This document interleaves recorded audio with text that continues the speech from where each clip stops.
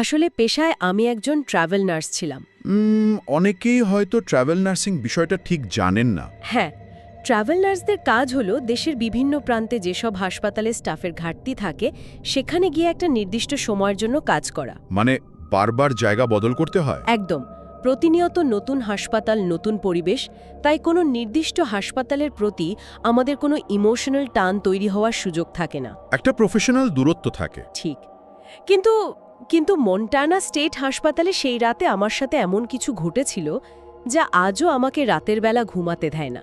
বাপরে, সেই রাতে ঠিক কি এমন ঘটেছিল যা এত ভয়ঙ্কর? বলছি, সেই ঘটনার গভীরে যাওয়ার আগে ওই ফ্লোরটার পরিবেশটা একটু বুঝতে হবে। হ্যাঁ, নিশ্চয়ই। আমি মূলত নাইট শিফটে কাজ করতাম। রাতের বেলা হাসপাতালের পরিবেশ দিনের বেলা থেকে একদম আলাদা হয়। একটা অদ্ভুত নিস্তব্ধতা থাকে, তাই না? হ্যাঁ, একটা ভারী নিস্তব্ধতা পুরো ভবনটাকে গ্রাস করে রাখে। সেদিনের শিফটে আমার ফ্লোরে কাজের চাপ একটু কম থাকায় আমাকে ইসিইউ মানে এক্সটেন্ডেড কেয়ার ইউনিটে ডিউটি দেওয়া হয়। ইসিইউতে সাধারণত কেমন রোগী থাকেন? এখানে এমন রোগীদের রাখা হয় যাদের দীর্ঘমেয়াদী যত্নের প্রয়োজন, কিন্তু আইসিইউ এর মতো প্রতি মুহূর্তে মৃত্যুর সাথে লড়াই করার মতো তাড়াহুড়ো নেই। বুঝতে পারছি। তাই রাতের বেলা এই ফ্লোরগুলো রীতিমতো কবরের মতো নিস্তব্ধ হয়ে যায়। লম্বা করিডোরগুলো দেখলে মনে হয় যেন কোনো সাইকোলজিক্যাল থ্রিলার সিনেমার সেট। আচ্ছা। সেই রাতে পুরো ফ্লোরে শুধু আমি ছিলাম আর স্টেসি নামের আরেকজন নার্স। চারদিক এতটাই শান্ত ছিল যে নার্স স্টেশনে বসে থাকলেও করিডোরের শেষ প্রান্তের কোনো মেশিনের বিপ শব্দ খুব স্পষ্ট শোনা যাচ্ছিল। শুধু আপনারা দুজন? হ্যাঁ, শুধু আমরা দুজন। ঘড়ির কাঁটায় তখন রাত ঠিক ৩টে বাজে। রাত ৩টে মানে এই সময়টা এমনিতেও একটু অদ্ভুত। হ্যাঁ, আমি নার্স স্টেশনে বসে কিছু চার্ট আপডেট করছিলাম। হঠাৎ সেই ভারী নিস্তব্ধতা ভেঙে একটা তীক্ষ্ণ যান্ত্রিক শব্দ বেজে উঠল। কিসের শব্দ? ৪ নম্বর রুমের রোগী ম্যারির কল বেল। আচ্ছা। আমি সাথে সাথে উঠে দাঁড়ালাম আর পা চালিয়ে ৪ নম্বর রুমের দিকে এগিয়ে গেলাম। দরজা ঠেলে ভেতরে ঢুকতেই আমি বুঝলাম পরিবেশটা একদম স্বাভাবিক নেই। ঘরে গিয়ে আপনি কি দেখলেন? দেখলাম মেরে বিছানায় বসে আছে, কিন্তু সে চরমভাবে উত্তেজিত। তার শ্বাস প্রশ্বাস খুব দ্রুত চলছিল, সারা শরীর ঘামছিল আর থরথর করে কাঁপছিল। সে কি কোনো ব্যথায় কষ্ট পাচ্ছিল? না না, তার চোখের তারাগুলো অস্বাভাবিক রকম প্রসারিত ছিল আর দৃষ্টি একেবারে স্থির হয়েছিল ঘরের একটা অন্ধকার কোণার দিকে, ঠিক বাথরুমের দরজার পাশের জায়গাটিতে। অন্ধকার কোণার দিকে তাকিয়ে কাঁপছিল? হ্যাঁ।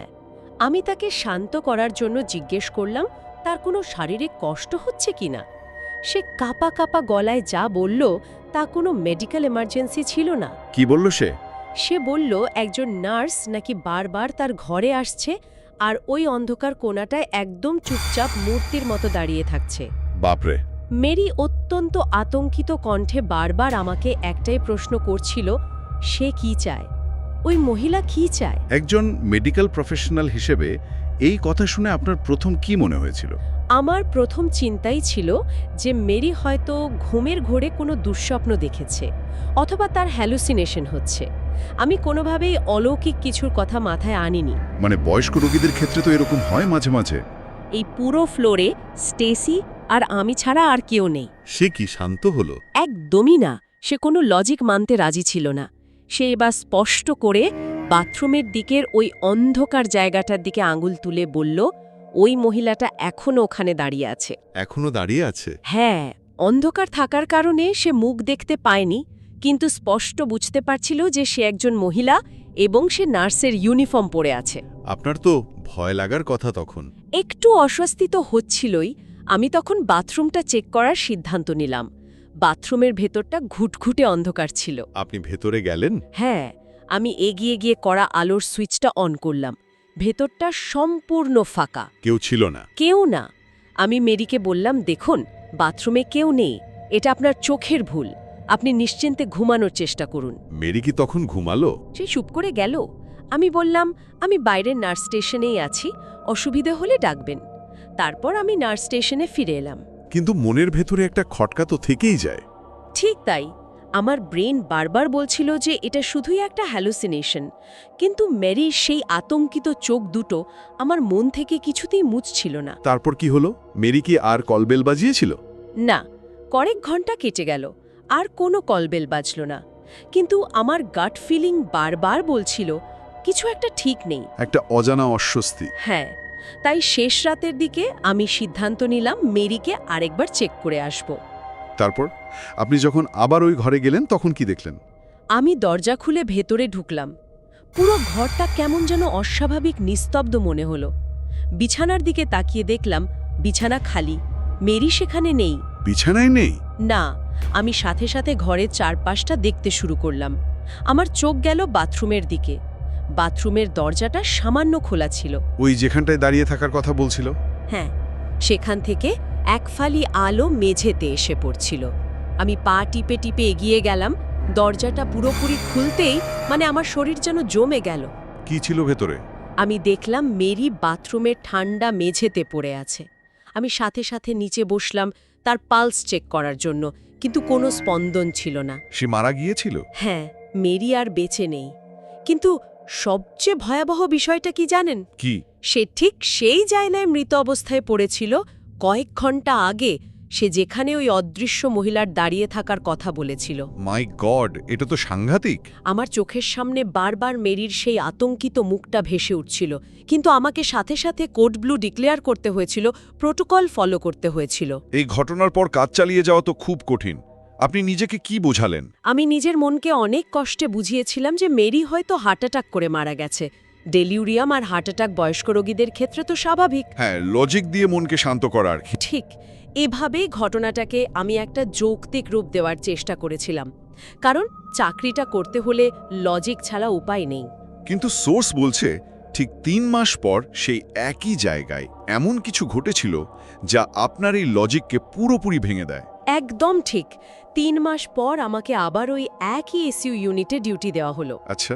এবং আশ্চর্যের বিষয় হলো আমাকে আবারও সেই অভিশপ্ত 4 নম্বর রুমেরই দায়িত্ব দেওয়া হলো। আবারও 4 নম্বর রুম? হ্যাঁ, এবার ওই রুমের রোগী ছিলেন মিস্টার হাওয়ার্ড। তার বয়স 60-এর কোঠায়। তিনি খুব অমায়িক মানুষ ছিলেন। তার মানসিক অবস্থা কেমন ছিল? মেরির মতো কোনো সমস্যা ছিল? না, একদমই না। তার জ্ঞান, স্মৃতিশক্তি সম্পূর্ণ সুস্থ ও স্বাভাবিক ছিল। তিনি যুক্তিবাদী মানুষ ছিলেন, খবরের কাগজ পড়তেন, স্বাভাবিক হাসি ঠাট্টা করতেন। মানে ডিলিরিয়াম হওয়ার কোনো চান্স নেই? একদমই নেই। তো ঘড়ির কাঁটা আবারও সেই রাত 3টের ঘরে পৌঁছালো। চারদিক শুনশান। হঠাৎ হঠাৎ মিস্টার হাওয়ার্ডের কলবেল বেজে উঠল। রাত 3টের সময়? এবারও কি একই ঘটনা ঘটেছিল? কলবেলের শব্দটা শোনা মাত্রই আমার সারা শরীরে একটা অদ্ভুত শিহরণ খেলে গেল। আমি ধীর পায়ে 4 নম্বর রুমের দিকে এগিয়ে গেলাম। দরজা খুলে কি দেখলেন? দেখলাম মিস্টার হাওয়ার্ড বিছানায় বসে আছেন। তার চোখে মুখে একটা তীব্র বিরক্তি আর ভয়ের অদ্ভুত মিশ্রণ। তিনি আমার দিকে তাকিয়ে এমন কিছু বললেন যা শুনে আমার হৃৎপিণ্ড যেন বন্ধ হয়ে গেল। কি বলেছিলেন তিনি? তিনি আতঙ্কিত কণ্ঠে হুবহু এই কথাগুলো বললেন। আপনি তো আমার নার্স, তাহলে ওই মহিলাটি বারবার এই ঘরে এসে কোনায় দাঁড়িয়ে আছে কেন? সে কি চায়? একই কথা, সে কি চায়? হ্যাঁ, একদম হুবহু একই রুম, একই সময়ে, সম্পূর্ণ সুস্থ একজন রোগী, অথচ অভিযোগ একদম এক। বাপরে, এর তো কোনো মেডিকেল ব্যাখ্যাও হতে পারে না। আমি এক মুহূর্ত আর ওই ঘরে দাঁড়াতে পারিনি। আমার মনে হচ্ছিল আমি শ্বাস নিতে পারছি না। আপনি কি করলেন তখন? আমি কোনো প্রোটোকলে তোয়াক্কা না করে সোজা দৌড়ে নার্স স্টেশনে গেলাম, স্টেসির কাছে। হাঁপাতে হাঁপাতে তাকে মিস্টার হাওয়ার্ডের কথা বললাম। স্টেসিকে কি বললেন? আমি বললাম, স্টেসি, তোমার কি মনে আছে 3 মাস আগে মেরির সাথে কি হয়েছিল? মিস্টার হাওয়ার্ডও ঠিক একই কথা বলছেন। এটা কোনো হ্যালুসিনেশন হতে পারে না। এই ঘরে ভয়ঙ্কর কিছু একটা হচ্ছে। স্টেসি কি এই ঘটনার কোনো ব্যাখ্যা দিতে পেরেছিল? স্টেসি আমার দিকে অদ্ভুত দৃষ্টিতে তাকালো। তার চেহারাটা কাগজের মতো ফ্যাকাশে হয়ে গিয়েছিল। সে তখন আমাকে এমন একটা সত্য শোনালো যা আমি কল্পনাও করিনি। আর্কাইভাল রেকর্ডের সত্যটা কি বলেছিল স্টেসি? সে দীর্ঘশ্বাস ফেলে বলল, তুমি কি জানো না ওই ঘরের আসল ইতিহাস? সে জানালো 1990-এর দশকে ওই হাসপাতালে একজন নার্স কাজ করতেন। আচ্ছা। সেই সময় শিফটগুলো খুব অমানবিক ছিল। আন্ডারস্টাফিংয়ের কারণে নার্সদের দিনের পর দিন ডাবল শিফট করতে হতো। ওই নার্স অতিরিক্ত কাজের চাপে অত্যন্ত ক্লান্ত আর হতাশ ছিলেন। বার্ন আউট হয়ে গিয়েছিলেন? হ্যাঁ, শারীরিকভাবে একদম ভেঙে পড়েছিলেন। একদিন রাতে ডিউটি চলাকালীন ওই নার্স সব চাপ সহ্য করতে না পেরে মারা যান। ডিউটিরত অবস্থাতেই? হ্যাঁ, আর তার মৃতদেহ কোথায় পাওয়া গিয়েছিল জানেন? কোথায়? ঠিক ওই 4 নম্বর রুমের বাথরুমের ঠান্ডা মেঝেতে। মাই গড, মানে যেখানে মেরির মৃতদেহ পাওয়া গিয়েছিল?